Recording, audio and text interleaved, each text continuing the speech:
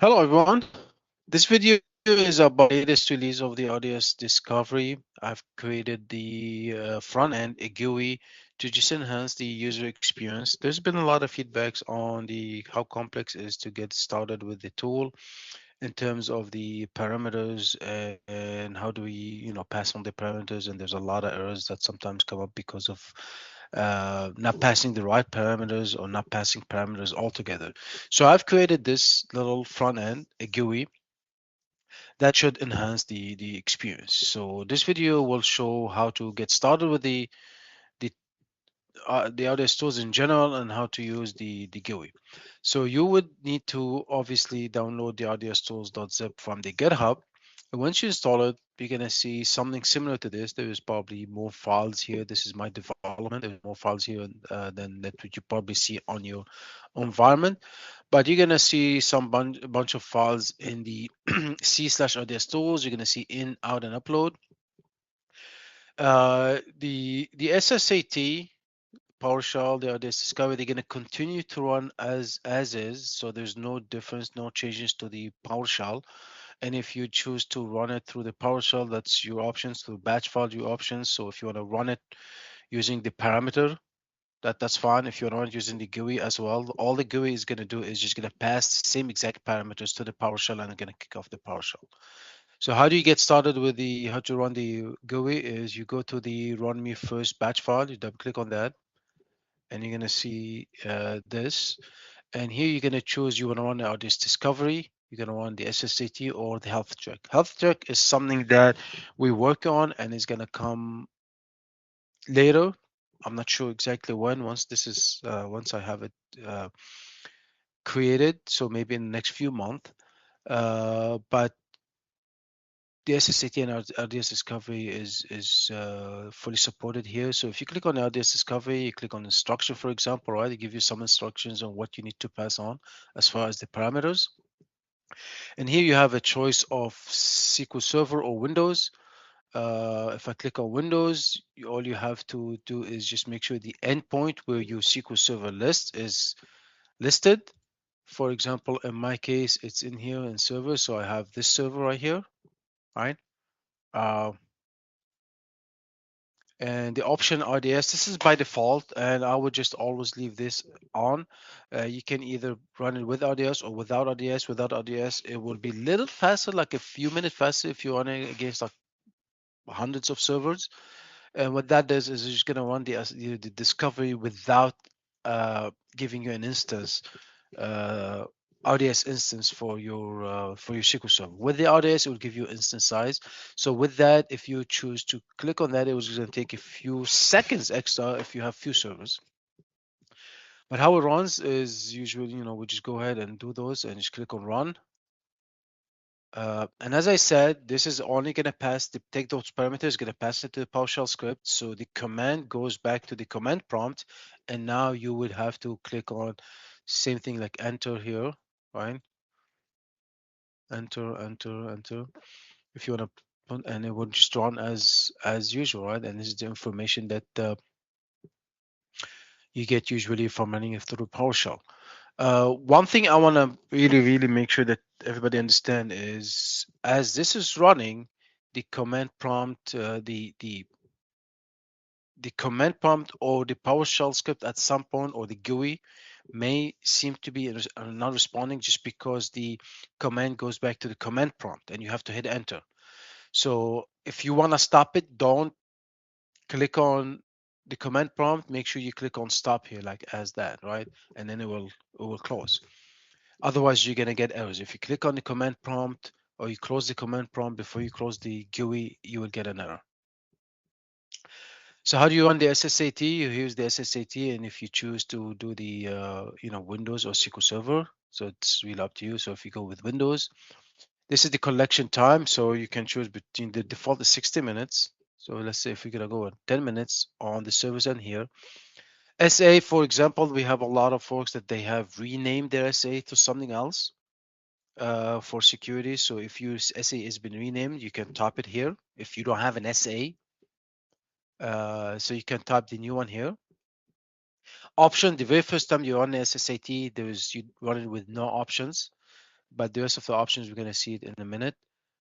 Elastic cache, if you click on elastic cache, that's when the tool runs and it produces the information, it will do an assessment elastic cache where it looks like a read versus write and tell you if you have any database that might benefit from elastic cache instance. Admin database, the tool, the latest updates, the tool can run on RDS now. So with that, you can change the database where the collection tables are created on. By default, it used to be created on MSDB, but now it can be changed. You can create it anywhere as long as that database exists.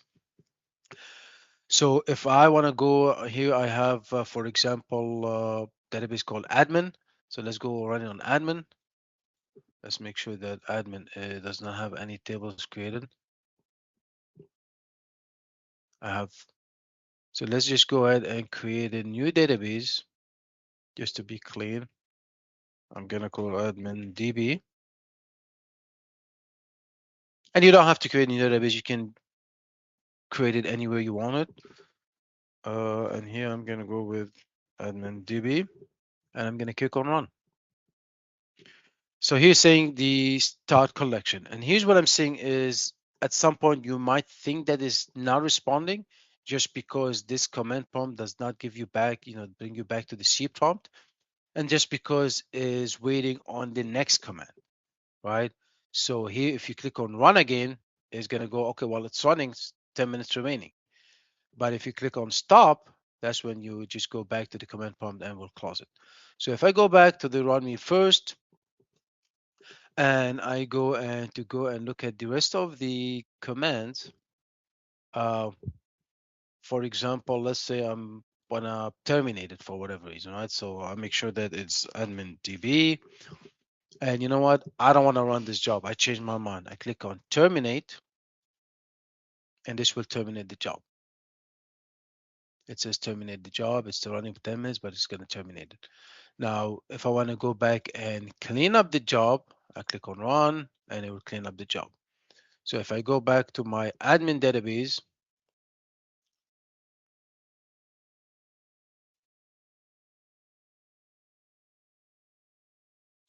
I see tables being deleted. The agent job has been deleted. So if I'm going to go back and run it, let's say I want to run on MSDB, right? And I'm gonna go run it for just 5 minutes. And here it's running. It's gonna check the collection.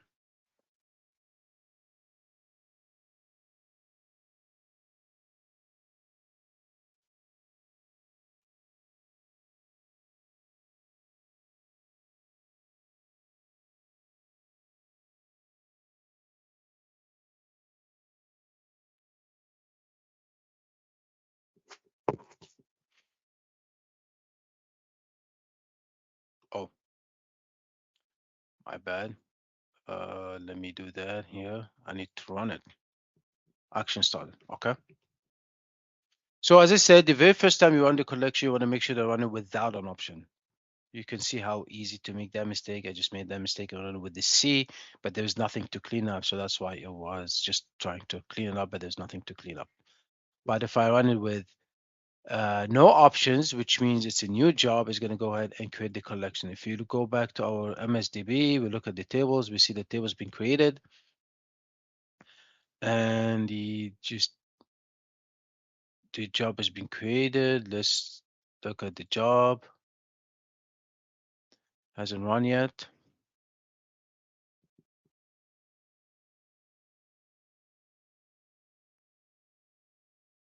Okay, we just made probably for a minute for this to run. Okay, here's the first collection. Okay, DBIO, it needs 2 collection points to get the DBIO because it's the delta. But if you look at the memory, we'll see there's a collection here.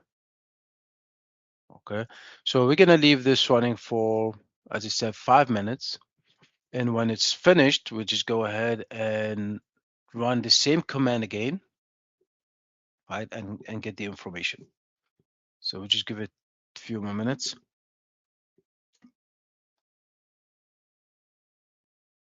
All right, it's probably more than 5 minutes. Let's go ahead and try to run this again. All right, so basically we're showing here the collection completed, getting data, and here's the data. All right, now a couple of things I want to show you as well. There's the DB level. If you click on DB level and run it with that, right? So you're gonna get the same information, but what you're gonna see in your output, you're gonna see one extra file called DB level, and that file has database level information uh, for your database, right? For your SQL Server. So basically, it's gonna have the database name, the buffer pages, the buffer megabytes, percentage, the size of the database, the total IOPS of each database, the throughputs, and average total latency. Why this is important? This is very important if you're trying to consolidate servers or you're trying to split servers. Let's say you're running into limitations, more than 100 database or 150, whatever is the limitation that you have, or maybe you want to just divide databases into different RDS, right? So use that information to make that decision, right? It will show you how much memory each database is utilizing from the buffer pool, how big is each database, what's the IOPS and throughputs of each database, right? And you can make that decision based on that file. Just keep something in mind if you have a busy server, calculating the buffer pages may take little time. It doesn't add performance doesn't like it doesn't have an impact on your SQL Server. It just takes times to go over the pages and calculate them. So it may take sometimes on a very busy server, it may be like 1 or 2 minutes extra. That's all it is, right? And it might look like it's not responding, but it's actually calculating and creating that file. But this is a very important file, and that's why it's an option. It's not by default. Uh, Again, if you're done and you want to clean up, you click on C and run again, and it will go ahead and clean up. Again, as I said here, there's no command prompt. All the commands is through that GUI. So the moment you click on stop, that's when this will disappear and everything closed. So make sure that you will use the GUI to create or stop or do whatever you want to do, right? So if I'm gonna go here and then click on this, it may create a problem. Sometimes it depends where you're at, right? So just make sure that you stop it from the GUI with this GUI. Thank you for watching, and we'll see you on the next video.